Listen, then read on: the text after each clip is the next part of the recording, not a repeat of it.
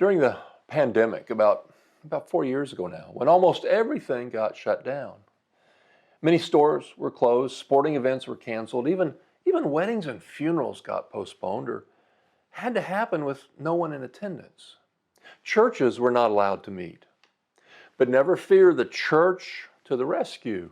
I started seeing social media posts light up with the phrase, "The church has left the building." That's a great sentiment. But sadly, it didn't really happen. And today, the church is as anchored to a building as it's ever been. Why is that?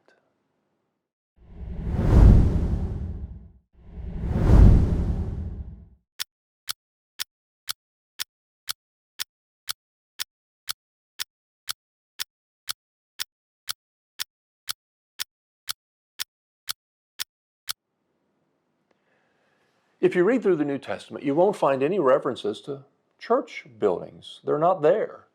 You'll find plenty of references to the church, but not to church buildings.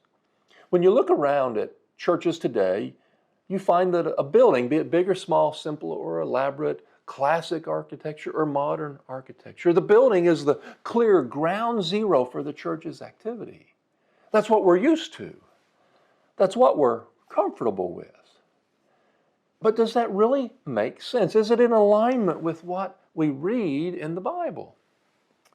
Let me give you 2 or 3 examples just to help us think about this, to open our eyes as to whether this really is the best model.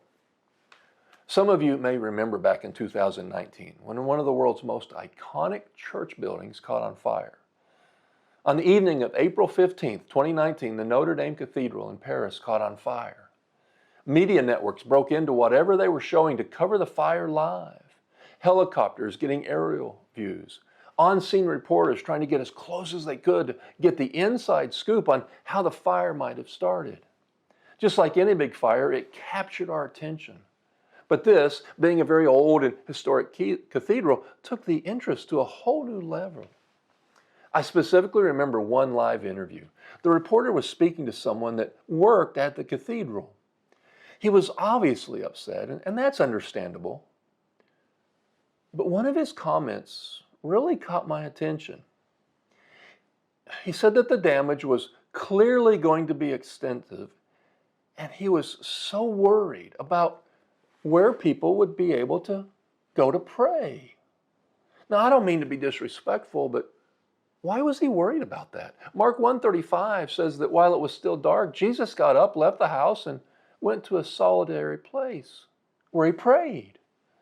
Other verses say that Jesus went up on the mountain to pray.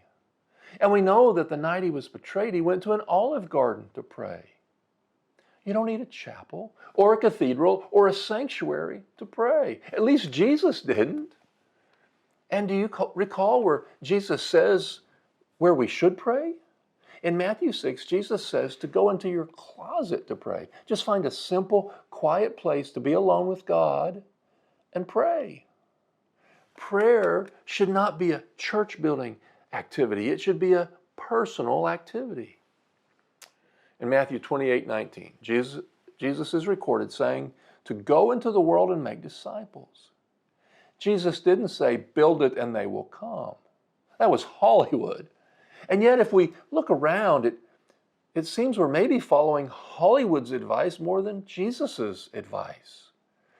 Our attractive buildings, our clever messages flashing across the sign out by the road each week.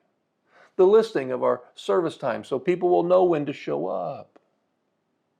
It's a pretty clear example of build it and they will come. And now that we've built it, let's make sure we have a great sound system, maybe a stage with great lighting and some special effects capabilities. And of course, the parking needs to be nice and well maintained, and a youth center would be great, and a fully equipped kitchen and fellowship space.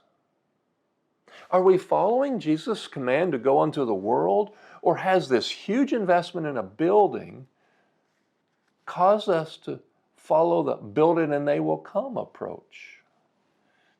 And speaking of huge investment, that may also be a real problem. Did you know that a typical church spends about 40 to 50% of all the money they collect on just paying for and maintaining a building. And they do that in the face of Jesus' command not to lay up treasures on earth where moths and rust break in and destroy. Matthew 6:19 and 20. Did you know that a typical church spends multiple times as much money on a building than it does feeding the hungry or helping the homeless? I'll probably never forget a few years ago when I was teaching a teenage Bible class.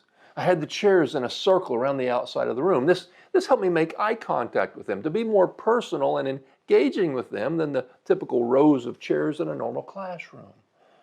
Well, don't you know, I walked in the next week to a note left on the small lectern I used and signs taped to the wall saying to put the chairs back in rows, or somehow make sure that no chairs touched the walls and left no marks on the wall. What message do you think that sent to those teenagers? What message do you think that sent to those impressionable teenagers about what the church leadership really thought was important? One more Bible example for us to think about. As we said at the start of this video, the New Testament does not tell us to invest in church buildings, nor does it reference the church as meeting in dedicated church buildings. It's not there. What it does talk about is the church meeting in each other's homes. No additional cost required.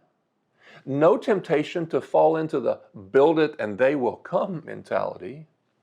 No trap of being more concerned about taking care of the building than caring for young fellow souls. And it spreads the church into the world at large, in this neighborhood, in that neighborhood, around the corner, instead of across town at that building. It's not clear to me why we make such a huge investment in these buildings when the Bible doesn't tell us to do so. Listen, I doubt I've convinced you. There's just such a long history, just this established paradigm that you have to have a church building to have a legitimate church. But that's not true. The places around the world where the church is growing the fastest, they oftentimes aren't even allowed to have church buildings. Either they don't have the resources for it or the government forbids it. And yet the church is growing by leaps and bounds there as compared to here in the U.S. So maybe it's time we rethink this model. We typically think about our church buildings as an asset. Is it an asset or is it an anchor? I've made up my mind, and of course you have the right to make up yours. I just hope that I've at least given you some things to really consider and think about. Thanks for listening. God bless you on your journey.